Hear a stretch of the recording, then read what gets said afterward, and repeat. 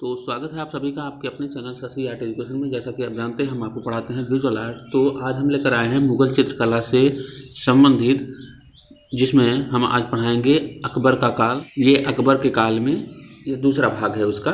तो चलिए देखते हैं। तो अकबर जो है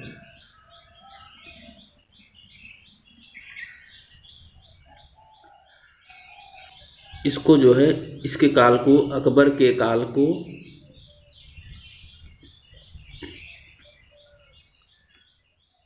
अकबर के काल को ही क्या कहा जाता है? मुगल शैली की नींव।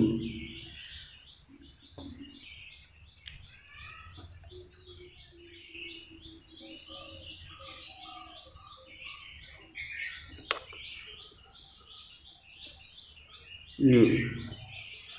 तो आपसे प्रश्न पूछा जाता है कि मुगल शैली की नींव किसने रखी थी? तो मुगल शैली की नींव जो रखी थी वो अकबर ने ही रखी थी। ठीक है, तो मुगल शैली की नींव किसने रखी थी? तो अकबर ने। आपको ये ध्यान रखना है।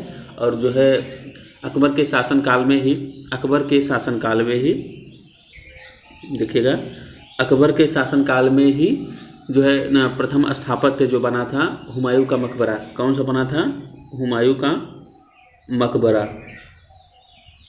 जो अकबर के काल में सबसे पहला स्थापत्य हुमायूं का मकबरा। ठीक है, लेकिन इसको न अकबर ने नहीं बनवाया था। ठीक है, ये प्रथम स्थापत्य कही जाती है, प्रथम स्थापत्य अकबर के काल का। तो अकबर काल के ये प्रथम स्थापत्य है, लेकिन इसको हुमायूं का मकबरा अकबर के काल में ही बना, लेकिन इसको किसने बनवाया था? हाजी बेगम ने। ठीक है, तो हाजी बेगम ने। तो ये हाजी बेगम कौन थी? ये थी हुमायूं की दूसरी पत्नी। हुमायूं की दूसरी पत्नी। ठीक है, तो दूसरी पत्नी थी ये। और ये हाजी बेगम जो है इनकी माता नहीं थी, इनकी माता थी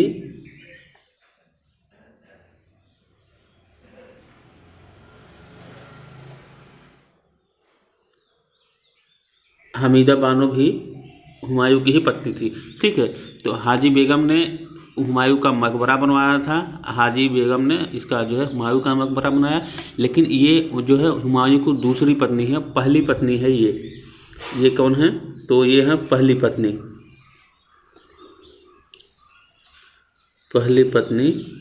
जो है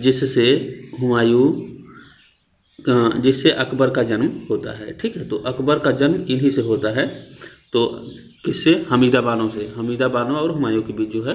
ठीक है, तो हम हमीदा बानो के पुत्र हैं अकबर। तो ये ध्यान रखिएगा, इसमें कन्फ्यूजन नहीं हो, क्योंकि हमीदा बानो की ही, तो हमीदा बानो से ही आप याद रख लीजिएगा। जो है हमीदा बानो इनकी मम्मा थी, और जो है इनके पिताजी हुमायूं थे। तो इसको ध्यान रखिएगा। प्रश्न में पूछा जाता है कि ये इनका हमीदा बानो जो है, ये हाजी बेगम वाला तो पूछता ही है कि हुमायूं का मकबरा किसने बनवाया। तो आपको अकबर नहीं लगाना है। तो अकबर की ये सौतेली माँ थी। क्या थी? अकबर की क्या थी ये? हाजी बेगम सौतेली माँ।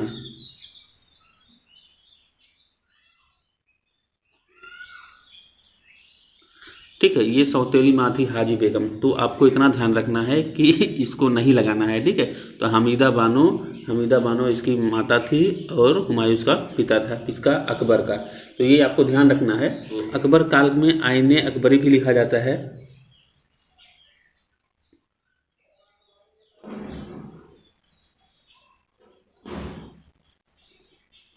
आईने अकबरी। तो आईने अकबरी जो है इसके मुख्य चित्रकार, यानी कि जो आईने अकबरी जो चित्रित किया, उसके मुख्य चित्रकार कौन कौन से हैं? मुख्य चित्रकार देखिए,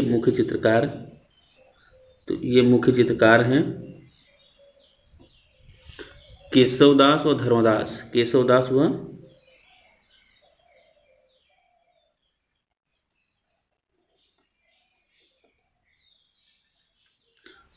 धर्मदास, आपको ध्यान रखना। ठीक है, तो दास से आप याद रख लीजिएगा।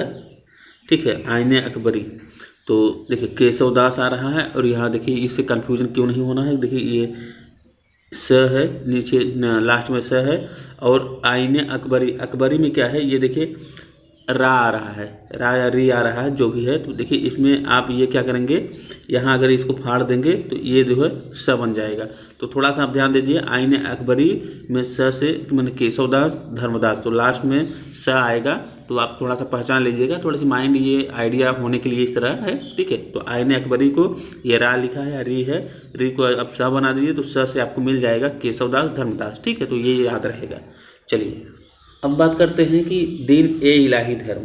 तो दीन ए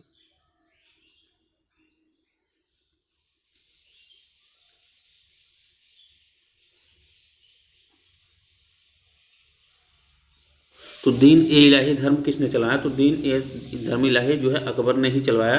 क्यों चलवाया था अकबर ने? क्योंकि ये शादी कर रहे थे किससे? अकबर जो शादी करते हैं जोधाबाई से, जोधाबाई, जोधाबाई जो कि एक हिंदू थी। क्या थी? हिंदू थी। तो राजपूत शासक, राजपूत शासक भारमल,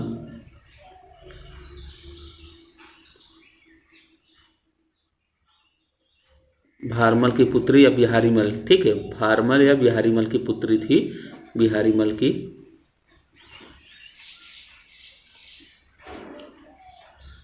तो भारमल या बिहारीमल की ये पुत्री थी, जो कि ये राजपूत थे और ये आमेर के राजा। कहाँ के राजा थे? तो ये थे आमेर के राजा। तो आमेर के राजा थे और ये हिंदू थे। तो हिंदू शासक के आज जो है जोधाबाई हिंदू थी, तो हिंदू से इनका विवाह होता है और इसी विवाह के कारण जो है इनको जो है दीन ए इलाही धर्म जो चलाना पड़ा, क्योंकि ये हिंदू थे, अकबर जो है मुस्लिम थे। संबंध अच्छे रखने के लिए जो है इन्होंने दीन ए इलाही की घोषणा करी और जो है सर्व समभाव जो है सुलह ए कुल, सुलह ए कुल नीति अपनाई, ठीक है। सुलह ए कुल नीति अपनाई। तो सुलह ए कुल नीति इन्होंने अपनाई। तो इसमें इन्होंने क्या रखा कि सर्वभाव रखा, माने हिंदू और जो है हिंदू और मुस्लिम में समानता का भाव, ठीक है, समानता का भाव रखा, ठीक है। तो इसका खुद का अपना ही स्वार्थ था इसके बीच, तो इसीलिए जो है ये ऐसा कार्य किया था, ठीक है। तो आपको याद रखना है, सुलह ए कुल नीति की चलाई थी इसने अकबर ने, और इसी कारण दीन ए इलाही धर्म चलाया, ताकि उसकी जो है अकबर और जोधाबाई के बीच जो है संबंध को बहुत अच्छे से बरकरार रहे। अकबर जो है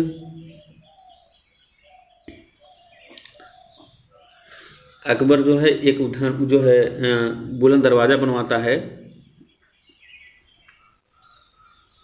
बुलंद दरवाज़ा।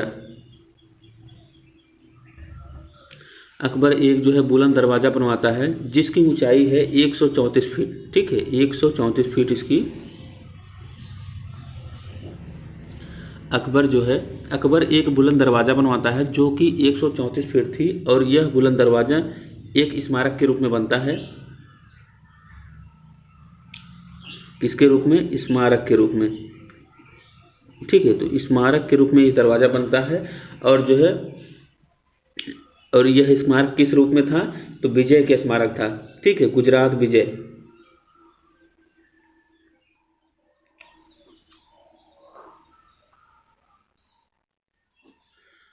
तो गुजरात अकबर ये बुलंद दरवाज़ा बनवाता है और ये है 134 फीट है, और ये स्मारक के रूप में बनवाता है। और किस स्मारक के रूप में? क्योंकि गुजरात विजय प्राप्त करता है, उसी के उपलक्ष्य में यह दरवाज़ा बनवाता है, ठीक है। विजय हासिल करके विजय को अपने प्रदर्शन करता है, विजय को प्रदर्शन करता है इसमें, ठीक है, इसीलिए बनवाता है।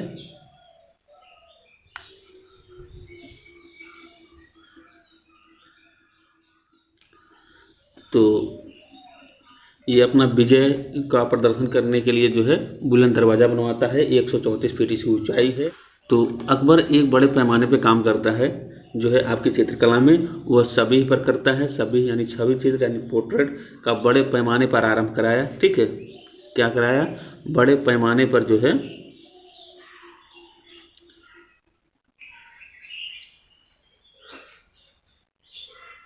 आरंभ कराया।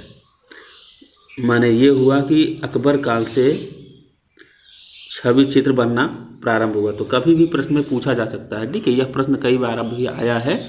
तो ये सभी बनाने की जो कला थी इसी के काल से शुरुआत होती है और ये जहांगीर काल में बहुत उत्कृष्ट चित्र बनने लगते हैं, यानी कि बहुत ही सुंदर पोर्ट्रेट बनने लगते हैं। ये आप ध्यान रखिएगा। तो प्रश्न में गलतियां नहीं करनी है।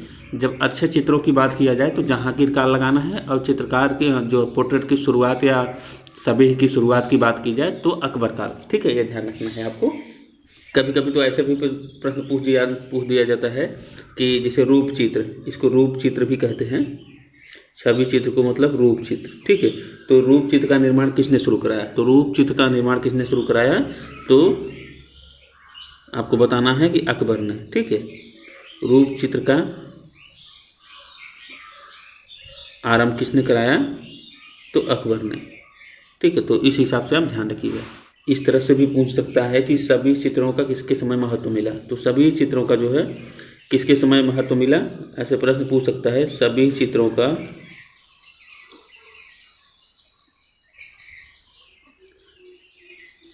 किसके समय महत्व मिला? तो किसके समय महत्व मिला?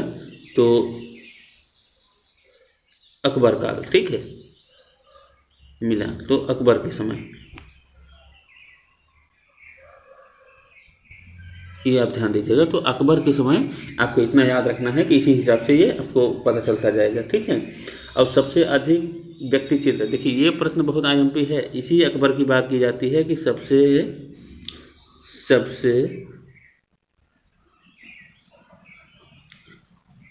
अधिक व्यक्ति चित्र, सबसे अधिक व्यक्ति चित्र जो है किसके काल में बनता है? तो सबसे अधिक व्यक्ति चित्र जो है अकबर के काल में ही बनता है। इसमें ज़्यादातर लोग प्रश्न को गलत करते हैं, जहांगीर जो है काल लगा के आते हैं। तो हम आपको बता दें कि जहांगीर काल में सबसे उत्कृष्ट चित्र, जैसे सबसे उत्कृष्ट चित्र जो है बने वो जहांगीर काल है। ठीक है, सबसे उत्कृष्ट या अच्छे चित्र जो बने, अच्छे क्वालिटी के,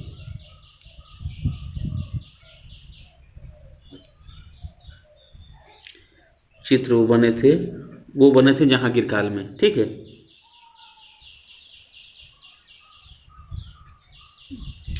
वो जहांगीर काल में। तो इन दो प्रश्नों में आप हमेशा कंफ्यूज मत होइएगा। सबसे अधिक व्यक्ति चित्र जो है अकबर के काल में बनता है और सबसे उत्कृष्ट या सबसे अच्छे क्वालिटी के चित्र जो है वो जहांगीर काल में बनता है। तो ये प्रश्न बहुत बार पूछा गया है, ये दोनों प्रश्न बहुत बार पूछा गया है।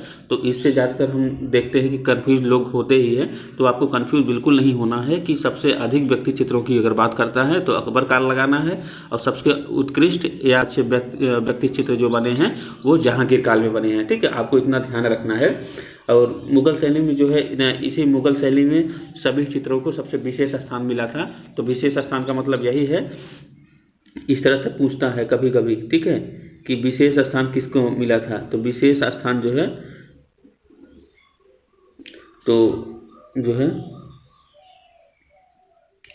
सभी चित्रों का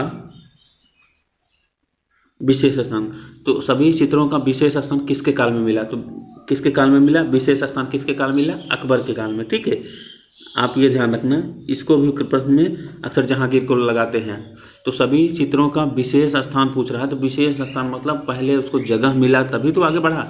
ठीक है, तो सभी चित्रों का विशेष स्थान अकबर के काल में मिलता है, और जब इसको स्थान मिल जाता है तब ये आगे बढ़ना शुरू होता है, जो कि जहांगीर काल में यानी कि उत्कृष्ट चित्र बनने लगते हैं। ठीक है, तो आपको ये ध्यान देना है कि सभी चित्रों का विशेष स्थान जो है अकबर के काल में ही मिला।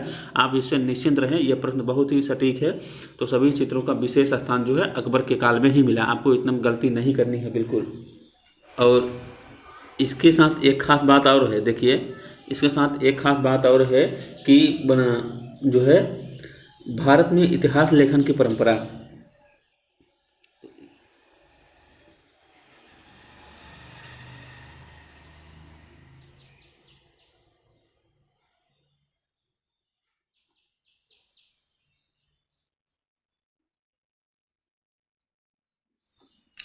तो भारत में जो है इतिहास लेखन की परंपरा की शुरुआत जो करी, तो शुरुआत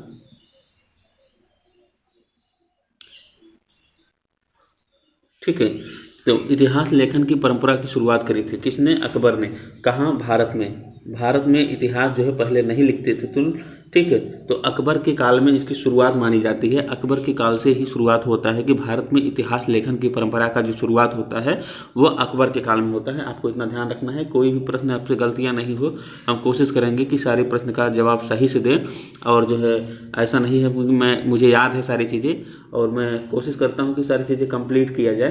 तो हमारे पास बुक रहता है, बुक से ही पढ़ाते हैं, तो कोई भी प्रश्न आप निश्चिंत रहें कि गलत क्वेश्चन बिल्कुल नहीं होगा। आपको ऐसा शक लग रहा है तो उसको नोट डाउन करिएगा और कमेंट में लिखिएगा, तो उस पर हम विशेष चर्चा कर लेंगे, ठीक है। तो इसमें कोई दिक्कत की बात नहीं है। तो अकबर के काल में ही भारत में इतिहास लेखन की परंपरा की शुरुआत जो है की जाती है, आप ये ध्यान रखिएगा। और इसके काल में एक चीज़ और है कि हरिवंश पुराण, हरिवंश पुराण जो है, तो हरिवंश पुराण जो है इसी के काल में हरिवंश पुराण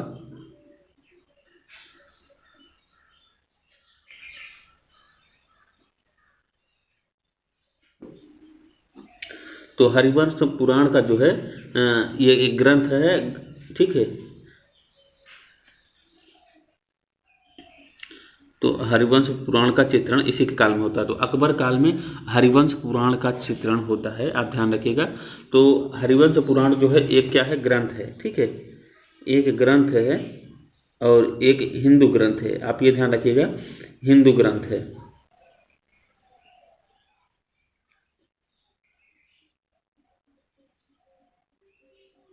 तो हिंदू ग्रंथ है। तो आप ये देखिएगा, हरिवंश पुराण का चित्रण जो है, आपसे प्रश्न पूछा जा सकता है, हरिवंश पुराण का चित्रण जो है किसके काल में हुआ? तो हरिवंश पुराण का चित्रण हुआ था, लिखा नहीं गया था हरिवंश पुराण इनके समय में, ये ध्यान रखिएगा, हरिवंश पुराण का चित्रण किया गया था। माने जो हरिवंश पुराण में उसने चित्र बनाया था, ठीक है, अकबर ने चित्र बनवाया था। मुगल शैली का निर्माण जो है, मुगल शैली का निर्माण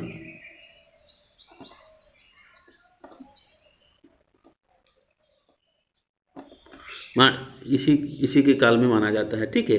तो मुगल शैली का निर्माण इसी अकबर के काल में माना जाता है, वास्तविक रूप में, ठीक है, वास्तविक रूप में माने वास्तव में,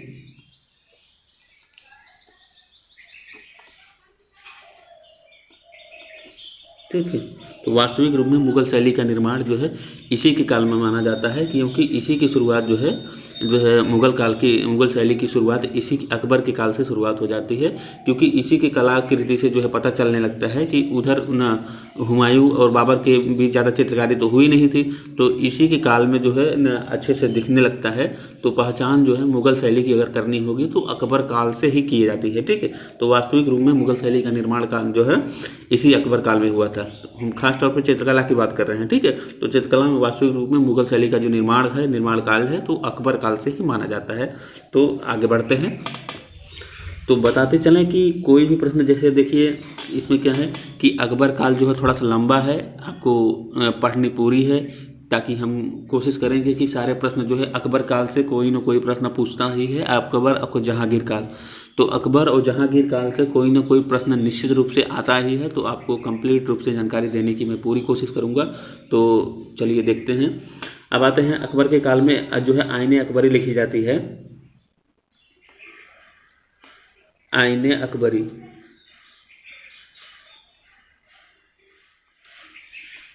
तो आईने अकबरी कौन लिखते हैं?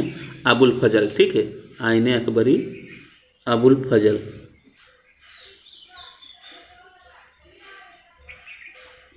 अबुल फजल क्या थे? ये एक साहित्यकार थे, ठीक है, साहित्यकार थे अकबर के दरबार में,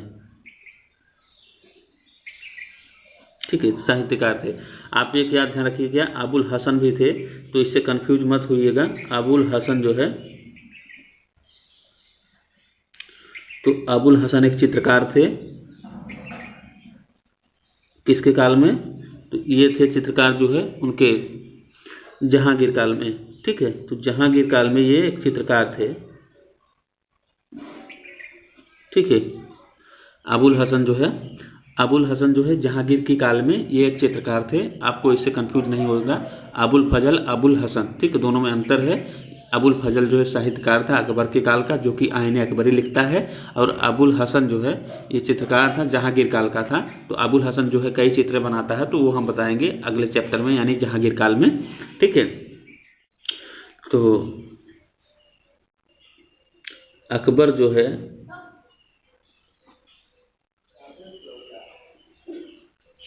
ये अकबर जो है किससे भेंट करता है, तो महान संगीतक जो है हरिदास से।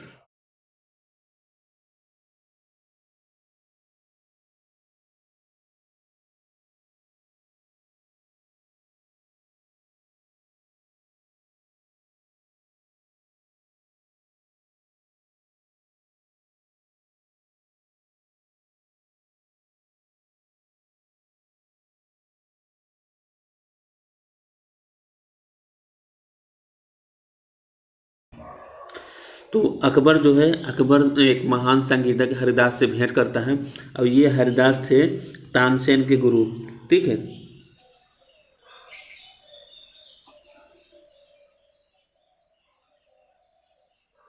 ठीक है, ये भी महान संगीतज्ञ था।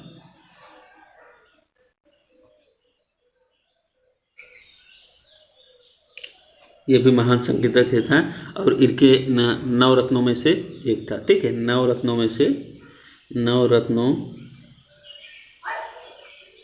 में से एक था, ठीक है। तो अकबर के दरबार में तानसेन जो है एक महान संगीतज्ञ था, जो कि नवरत्नों में से एक था। तो जो नवरत्न थे उसमें से एक था तानसेन। तानसेन के बारे में कहा जाता है कि तानसेन जो है जब गाना शुरू करता था तो बादल बरसने लगता था, ठीक है।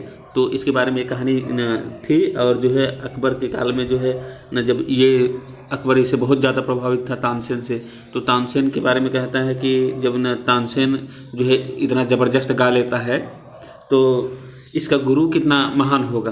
तो इसीलिए जो है इन्होंने जो है हरिदास से, ये इनके तानसेन के गुरु थे, हरिदास से मिलने की भेंट जताते हैं, तानसेन से कहते हैं कि तानसेन मिलवाइए जो है। तो तानसेन जो है, तानसेन थे ग्वालियर के, ठीक है, ग्वालियर के ये थे तानसेन, जो ग्वालियर के थे, लेकिन हरिदास जो है मथुरा के थे, मथुरा वृंदावन के पास में। तो हरिदास जो है मथुरा के वृंदावन के पास थे। जब इन्होंने जो अकबर ने तानसेन से कहा कि जो है हमें मिलवाओ, जो है कि हम जानना चाहते हैं जन्नत, लेकिन हरिदास के साथ एक समस्या थी। हरिदास जो है किसी के कहने पर नहीं गाते थे, किसी के कहने पर वो बिल्कुल नहीं गाते थे, वो बहुत जैसे शर्माते थे, पर नहीं गाते थे। तो ये उनके साथ तानसेन ने ये बता दिया था कि ये समस्या उनके साथ है कि मैंने ये सामने जो है आप सामने से कहेंगे तो ये गाना नहीं गाएंगे। तो ये जब गाते हुए हैं तब तानसेन जी ने क्या किया कि जब ये गा रहे थे तो अपना छुप कर ये जो है अकबर के साथ ये तानसेन जो है उनके गीत को सुनते हैं, तो और बहुत भूरी भूरी प्रशंसा करते हैं हरिदास जी की, और उनके बहुत जो है कायल हो जाते हैं। बहुत ज़बरदस्त जो है उनकी कलाकारी थी, क्योंकि तानसेन का गुरु थे, तो तानसेन खुद महान था, तो उनके गुरु की बात ही अलग है। तो उसे बहुत ज़्यादा प्रभावित हुआ था, ठीक है। तो इसीलिए जो है हरिदास से वो मिला था, आपको ये ध्यान रखना है। अकबर काल में जो है, अकबर काल में सबसे बड़ी बात है कि चित्रकारों की अगर बात की जाए तो अकबर काल में सबसे ज़्यादा चित्रकार जो है हिंदू चित्रकार थे, ठीक है। सबसे अधिक चित्रकार जो थे,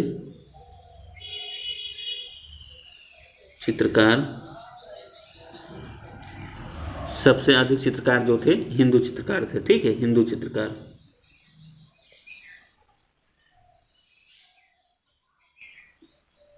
और वो सब यहीं के थे, ये ध्यान देना।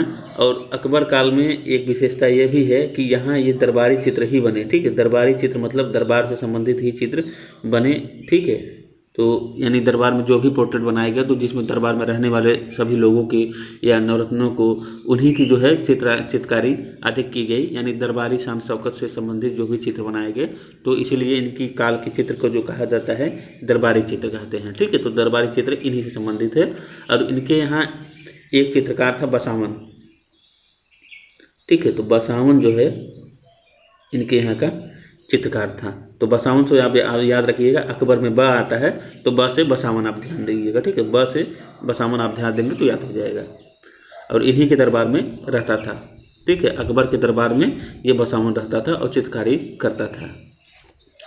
तो अकबर के काल में ये जो बसावन था, तो बसावन एक छवि चित्रकार था। ठीक है, छवि चित्रकार यानी पोर्ट्रेट बनाता था। ठीक है,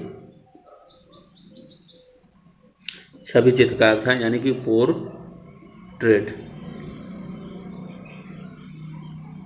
पोर्ट्रेट आर्टिस्ट था ये।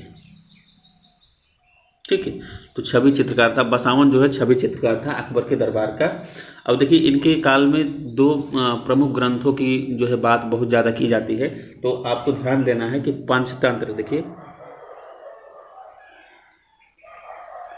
पंचतंत्र का जो है फारसी अनुवाद, तो फारसी अनुवाद की जाता है, अनुवाद। ठीक है, तो ये संस्कृत में ज़्यादातर इनके ग्रंथ जो है संस्कृत में रहे हैं, और जो है फारसी पंचतंत्र का फारसी अनुवाद, और जो है एक महाभारत का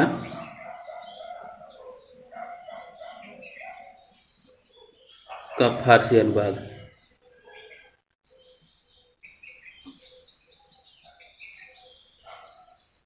तो फारसी अनुवाद, तो इसका मतलब ये है, देखिए पंचतंत्र का फारसी अनुवाद मतलब पंचतंत्र जो है इसमें ये भी कहानी जो है किसमें है, संस्कृत में लिखा हुआ है, और महाभारत ये दोनों भी संस्कृत में लिखा हुआ है। ठीक है, तो संस्कृत में ये भी है, संस्कृत में ये भी है।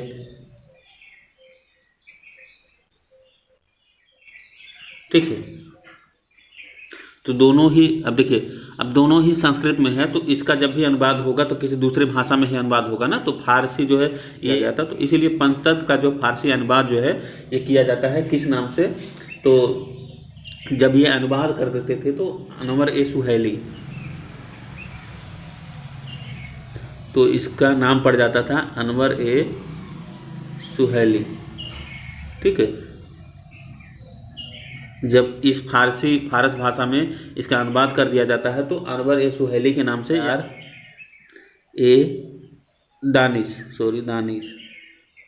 ठीक है, तो अयार ए दानिश, तो ये दो नामों से जो है अनवर ए सुहैली, अनवर ए दानिश।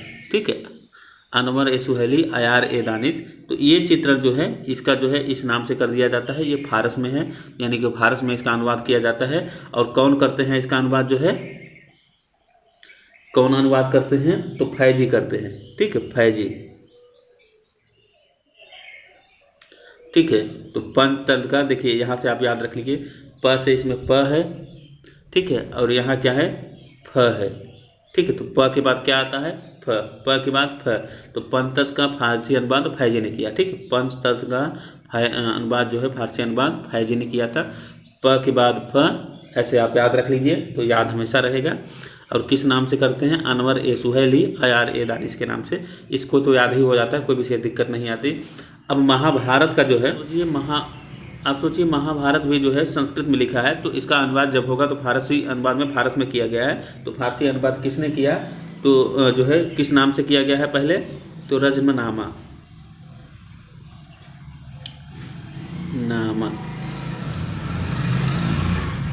ठीक है, तो रज्म से आप यहाँ ये म पकड़िए और म से महाभारत, तो म से महाभारत, देखिए म, ठीक है, आप यहाँ दे दीजिए म से महाभारत और यहाँ रज्म। ठीक है, तो रज्म पकड़िए, रज्म में म आया और इसी से महाभारत रिलेट कर दिए, तो दोनों याद रहेगा हमेशा। और इसको जो है कौन लिखते हैं, अब्दुल कादिर बदौनी। ठीक है, इसको लिखते कौन है या अनुवाद कौन करते हैं, तो अब्दुल कादिर बदाउनी, अब्दुल कादिर बदाऊनी,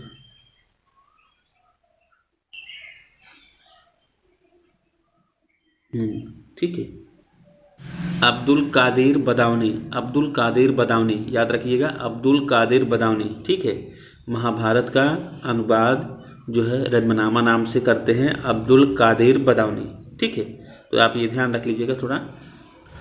तो महाभारत का फारसी अनुवाद रज़्मनामा नाम से की जाती है और कौन करते हैं? अब्दुल कादिर बदाऊनी जो इसका जो है अनुवाद करते हैं, ठीक है।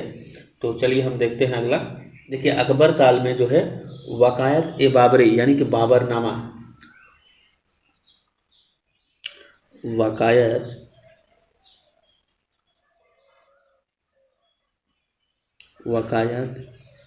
ए बाबरी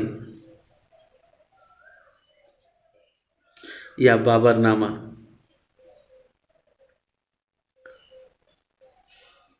आप कहेंगे कि इसके काल में इसका नाम क्यों आ गया बाबरनामा का? तो बाबरनामा की एक प्रति का चित्रांकन हुआ था अकबर के काल में, ठीक है। एक प्रति का चित्रांकन, ठीक है, चित्रांकन किया गया था किसके काल में? अकबर के काल में, ठीक है। अकबर के काल में, ध्यान ये रखना है, कंफ्यूज मत होइएगा। अकबर के काल में इसका चित्रांकन होता है, ठीक है। लेकिन बाबरनामा ये खुद बाबर लिखता है और किस भाषा में लिखता है? तुर्की भाषा में से, ठीक है। तुर्की भाषा में बाबरनामा खुद बाबर लिखता है और बाबर अकबर के काल में इसकी एक प्रति का जो है चित्रांकन किया जाता है। और जिसमें जब चित्रांकन किया जाता है तो इसमें कितने चित्रों का नाम है? तो बाबरनामा में इसमें देखिए 19 हिंदू चित्रकार थे, 19 हिंदू, ठीक है, 19 हिंदू चित्रकार थे और 3 मुसलमान चित्रकार, ठीक है, मुसलमान, ठीक है। इन तीनों का उल्लेख है इसमें बाबरनामा में। बाबरनामा की जो सचित्र चित्रण है, तो बाबरनामा की सचित्र चित्रण में, ठीक है, आप ध्यान दीजिएगा, कंफ्यूज इसमें बिल्कुल मत होना है कि बाबरनामा में ये लिखा है। तो बाबरनामा के सचित्र चित्रण में, बाबरनामा के सचित्र प्रति में, ऐसा कहिएगा, सचित्र प्रति में, ठीक है। तो सचित्र प्रति में इन 22 चित्रकारों का जो नाम था, टोटल कितने हो गए? 19 3 22 चित्रकार, ठीक है। 22 चित्रकार थे जिसमें से 19 हिंदू थे और 3 मुसलमान चित्रकार थे। किसमें? बाबरनामा की प्रति में, सचित्र प्रति में, जो चित्रण किया गया था अकबर काल में, उस प्रति में, ठीक है। जैसे आज के समय में कोई पुस्तक छपती है तो उसकी कई प्रतियां छपती है ना, तो उस समय भी कई प्रति बनते थे, ठीक है, ये मत सोचिएगा। तो बाबरनामा की एक प्रति जो है अकबर काल में सचित्र की जाती है, माने चित्रण किया जाता है, जिसमें 19 हिंदू चित्रकारों का उल्लेख है और 3 मुसलमान चित्रकारों का उल्लेख है और टोटल 22 चित्रकारों का उसमें उल्लेख है। किसमें? बाबरनामा में। तो ये जो बाबरनामा की सचित्र प्रति है, इसमें कहाँ रखा गया है? तो उसमें राष्ट्रीय संग्रहालय